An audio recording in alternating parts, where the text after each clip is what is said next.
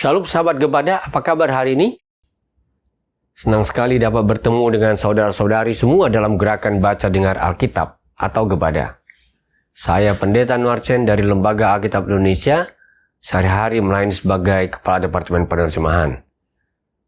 Saudara, sejak zaman Perjanjian Lama, umat Allah sudah terbiasa dengan persembahan kurban sebagai cara untuk mendekatkan diri kepada Allah. Namun kurban-kurban tersebut meskipun penting, tidak pernah mampu menghapuskan dosa manusia. Mereka hanya sementara mengingatkan kita akan kebutuhan akan penyelamatan yang lebih sempurna. Kitab Ibrani pasal 9 dan 10 membuka pengertian kita tentang perubahan besar dalam ibadah, yaitu pengorbanan Yesus Kristus yang menyelesaikan masalah dosa sekali untuk selama-lamanya. Ini bukan hanya soal pengorbanan, tetapi tentang jalan yang terbuka bagi kita untuk datang kepada Allah dengan keyakinan penuh. Dalam Perjanjian Lama, para imam mempersembahkan darah binatang untuk menutupi dosa-dosa umat. Tetapi kurban-kurban ini tidak sempurna. Setiap kali umat berdosa, kurban harus dipersembahkan lagi. Namun Yesus datang sebagai imam besar yang membawa kurban yang sempurna, yaitu dirinya sendiri, dengan darahnya sendiri. Melalui kematiannya di kayu salib, Yesus mengakhiri kebutuhan akan kurban hewan yang berulang-ulang. Pada saat ia menyerahkan nyawanya, tirai bait suci yang memisahkan tempat kudus dan tempat maha kudus robek. Itu menandakan bahwa jalan kepada Allah terbuka lebar kepada semua orang yang percaya kepadanya. Kurban Yesus menyempurnakan segala yang kurang dalam sistem Perjanjian Lama dan menjadikannya tidak perlu lagi. Dialah kurban sekali untuk selama-lamanya yang menghapus dosa umatnya dan membawa damai yang sejati serta membuka jalan bagi kita untuk mendekat kepada Allah tanpa rasa takut. Sebagai orang-orang yang telah diselamatkan oleh darah Yesus, kita dipanggil untuk hidup dengan cara mencerminkan perubahan besar ini. Ibrani 10 ayat 22-25 mengajak kita untuk mendekat kepada Allah dengan hati yang tulus, dengan penuh keyakinan, karena hati kita sudah dibersihkan oleh darah Yesus. Selain itu, kita juga dipanggil untuk saling memperhatikan, mendorong satu sama lain dalam kasih dan pekerjaan baik, serta tidak meninggalkan pertemuan ibadah kita. Kehidupan orang percaya harus terus-menerus ditandai dengan pengharapan yang teguh, karena Dia yang berjanji adalah setia. Melalui pengorbanan Yesus, kita diundang untuk datang dengan percaya diri kepada Tuhan. Tidak ada lagi halangan antara kita dan Allah. Mari kita baca Ibrani pasal 9 dan 10 dalam terang pengorbanan Yesus.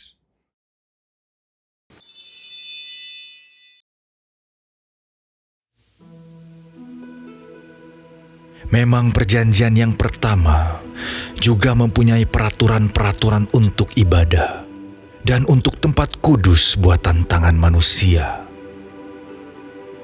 Sebab ada dipersiapkan suatu kemah, yaitu bagian yang paling depan, dan di situ terdapat kaki dian dan meja dengan roti sajian.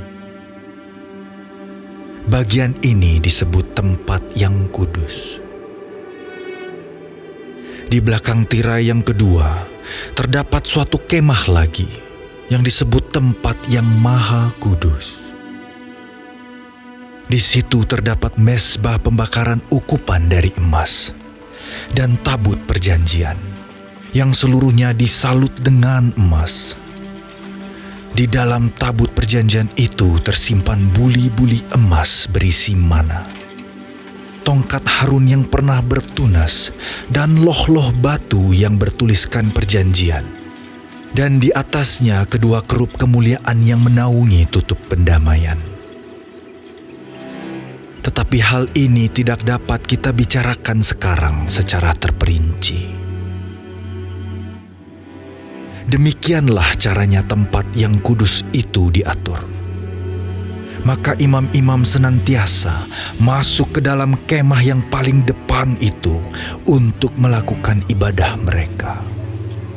Tetapi ke dalam kemah yang kedua, hanya imam besar saja yang masuk sekali setahun, dan harus dengan darah yang ia persembahkan karena dirinya sendiri dan karena pelanggaran-pelanggaran yang dibuat oleh umatnya dengan tidak sadar. Dengan ini Roh Kudus menyatakan bahwa jalan ke tempat yang kudus itu belum terbuka selama kemah yang pertama itu masih ada. Itu adalah kiasan masa sekarang. Sesuai dengan itu dipersembahkan korban, dan persembahan yang tidak dapat menyempurnakan mereka, yang mempersembahkannya menurut hati nurani mereka. Karena semuanya itu, di samping makanan, minuman, dan pelbagai macam pembasuhan, hanyalah peraturan-peraturan untuk hidup insani yang hanya berlaku sampai tibanya waktu pembaharuan. Tetapi Kristus telah datang sebagai imam besar untuk hal-hal yang baik yang akan datang. Ia telah melintasi kemah yang lebih besar dan yang lebih sempurna, yang bukan dibuat oleh tangan manusia.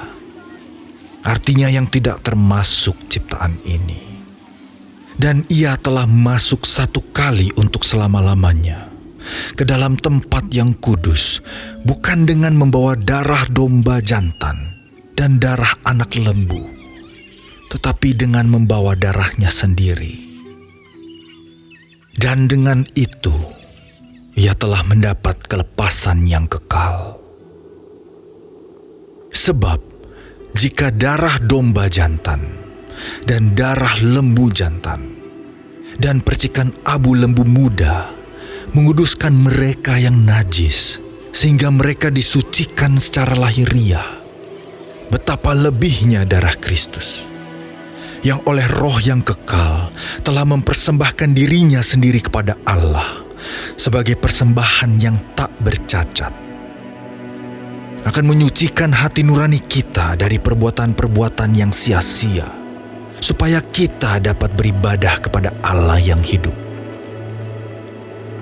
Karena itu, ia adalah pengantara dari suatu perjanjian yang baru, supaya mereka yang telah terpanggil dapat menerima bagian kekal yang dijanjikan. Sebab ia telah mati untuk menebus pelanggaran-pelanggaran yang telah dilakukan selama perjanjian yang pertama. Sebab di mana ada wasiat, di situ harus diberitahukan tentang kematian pembuat wasiat itu.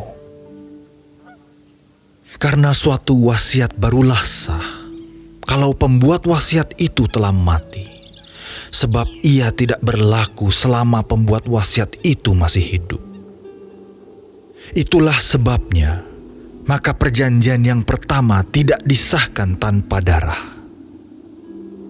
Sebab sesudah Musa memberitahukan semua perintah hukum Taurat kepada seluruh umat, ia mengambil darah anak lembu dan darah domba jantan serta air dan bulu merah dan hisop, lalu memerciki kitab itu sendiri dan seluruh umat, sambil berkata, "Inilah darah perjanjian yang ditetapkan Allah bagi kamu." Dan juga kemah dan semua alat untuk ibadah dipercikinya secara demikian dengan darah. Dan hampir segala sesuatu disucikan menurut hukum Taurat dengan darah. Dan tanpa penumpahan darah tidak ada pengampunan. Jadi, segala sesuatu yang melambangkan apa yang ada di sorga haruslah ditahirkan secara demikian. Tetapi benda-benda sorgawi sendiri oleh persembahan-persembahan yang lebih baik daripada itu. Sebab Kristus bukan masuk ke dalam tempat kudus buatan tangan manusia, yang hanya merupakan gambaran saja dari yang sebenarnya, tetapi ke dalam sorga sendiri, untuk menghadap hadirat Allah, guna kepentingan kita. Dan ia bukan masuk untuk berulang-ulang mempersembahkan dirinya sendiri, sebagaimana imam besar setiap tahun masuk ke dalam tempat kudus dengan darah yang bukan darahnya sendiri. Sebab jika demikian, ia harus berulang-ulang menderita sejak dunia ini dijadikan. Tetapi sekarang ia hanya satu kali saja menyatakan dirinya pada zaman akhir untuk menghapuskan dosa oleh korbannya. Dan sama seperti manusia, ditetapkan untuk mati hanya satu kali saja, dan sesudah itu dihakimi. Demikian pula, Kristus hanya satu kali saja mengorbankan dirinya untuk menanggung dosa banyak orang. Sesudah itu ia akan menyatakan dirinya sekali lagi, tanpa menanggung dosa, untuk menganugerahkan keselamatan kepada mereka yang menantikan Dia.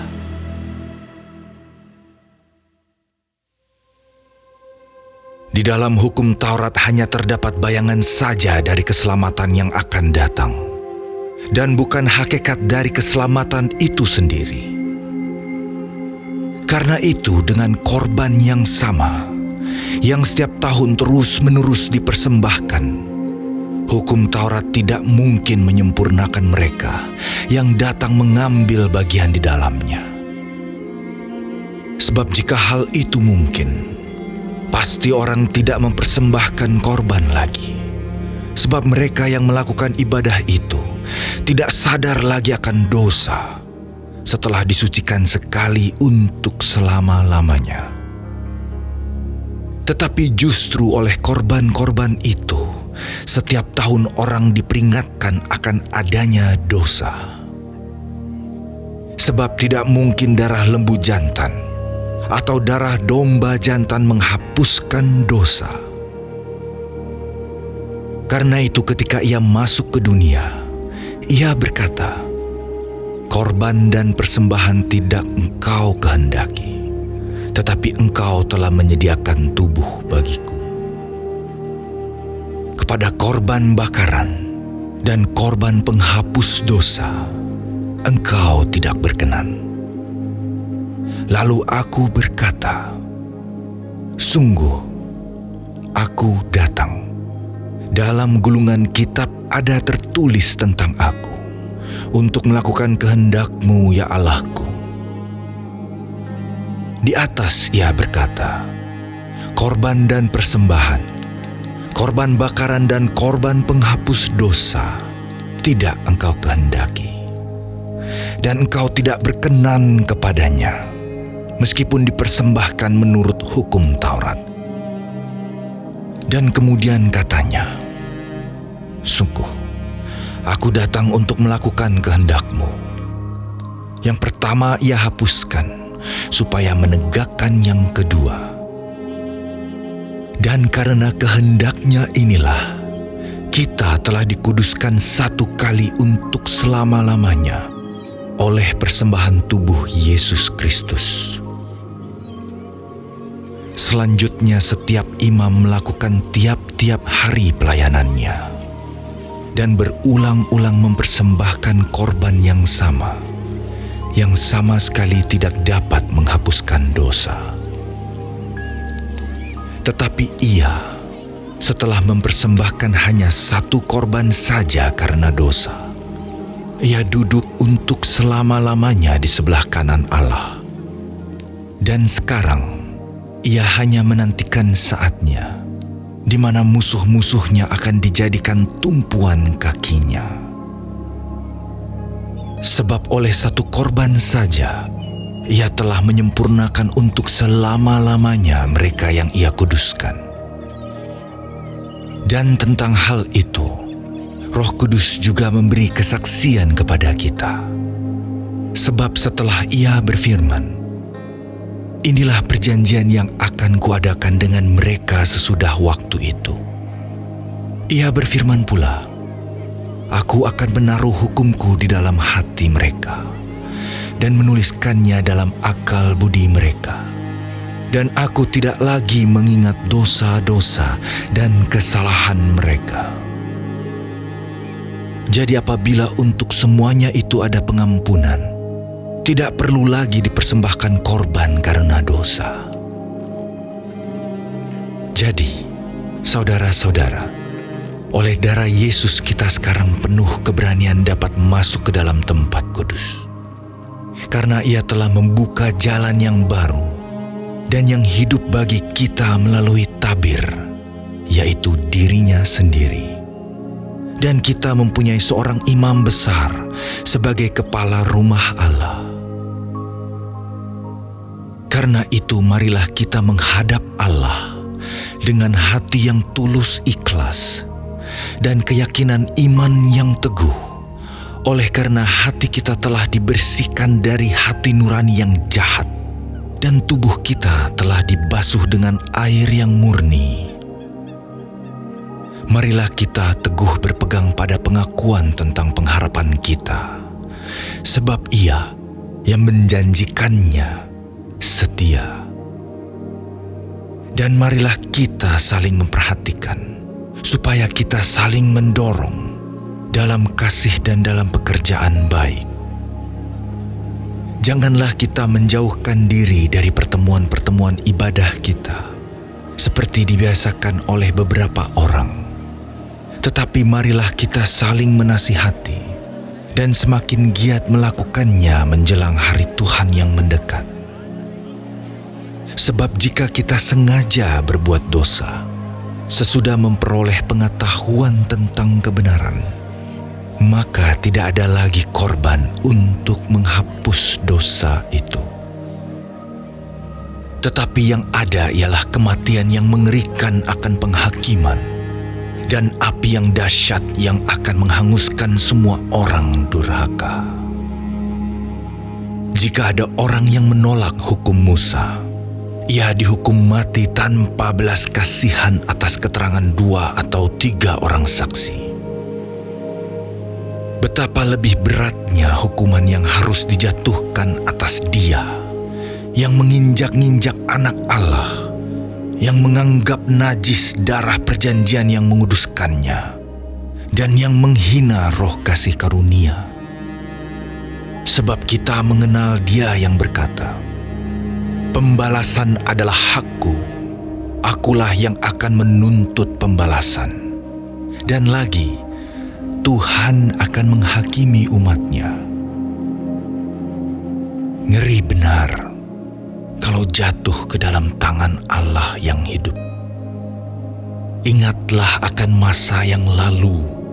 Sesudah kamu menerima terang, kamu banyak menderita oleh karena kamu bertahan dalam perjuangan yang berat. Baik waktu kamu dijadikan tontonan oleh cercaan dan penderitaan, maupun waktu kamu mengambil bagian dalam penderitaan mereka yang diperlakukan sedemikian.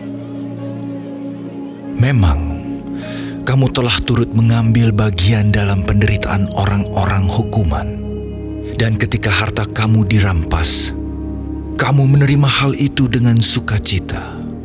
Sebab kamu tahu bahwa kamu memiliki harta yang lebih baik dan yang lebih menetap sifatnya. Sebab itu janganlah kamu melepaskan kepercayaanmu, karena besar upah yang menantinya. Sebab kamu memerlukan ketekunan, supaya sesudah kamu melakukan kehendak Allah, kamu memperoleh apa yang dijanjikan itu. Sebab sedikit, bahkan sangat sedikit waktu lagi, dan Ia akan datang, sudah akan ada, tanpa menangguhkan kedatangannya. Tetapi orangku yang benar akan hidup oleh iman, dan apabila ia mengundurkan diri, maka aku tidak berkenan kepadanya. Tetapi kita bukanlah orang-orang yang mengundurkan diri dan binasa, tetapi orang-orang yang percaya dan yang beroleh hidup.